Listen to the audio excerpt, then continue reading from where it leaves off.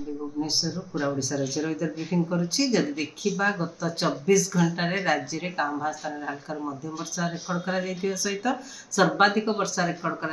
गंजाम जिले में 61.28 मिलीमीटर। वर्तमान गोटे घूर्णिबलय दक्षिण अंडमान सी एवं ता पाखापाखी दक्षिण पूर्व बंगोपसागर रही जोटार कि उच्चता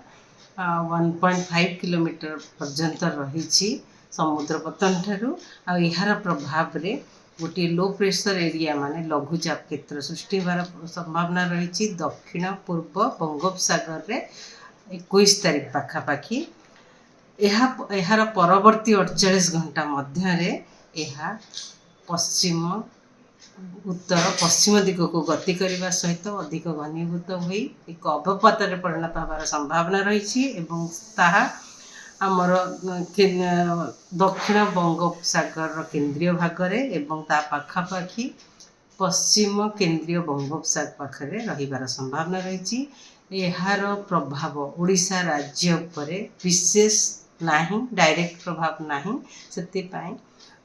ओडिशा उपरे गाँ भाँ जगह वर्षा होगार संभावना रही बिजुली घड़घड़ी सहित यह मोस्टली आमर जो पवनर गति रोचे पवन दिग रोचे आमर नॉर्थ ईस्ट पवन आसूची जोटा कि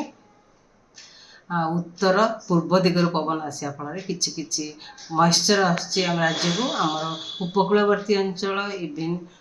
दक्षिण ओडिशा रे किछि जिले में गाँ भाँ स्थान में हल्का मध्यम वर्षा होगा सहित बिजुली घड़घड़ी भी होबार संभावना रही जब देखा आगामी 24 घंटा कि गाँ भाँ स्थान में हल्का मध्यम वर्षा सहित बिजुली घड़घड़ी और झटका पवन 30 ରୁ 40 किलोमीटर पर आवर रहिबार संभावना रही जमीक मयूरभंज केउंझर बालेश्वर भद्रक अनुगुल ढेंकानाल कटक जगतसिंहपुर नयागढ़ खोर्धा पुरी गंजाम गजपति रायगढ़ कंधमाल कलाहांडी कोरापुट और मालकानगिरी डिस्ट्रिक्ट इवन नवरंगपुर नुआपड़ा जिले में भी हो पारे।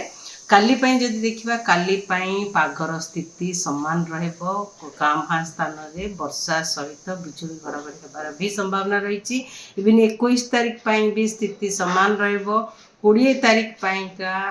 उत्तर ओडिशार पाग मुख्यतः सुखिला किंतु दक्षिण ओडिशा रे गाँ भाँ स्थान में हल्का मध्यम वर्षा होबार सहित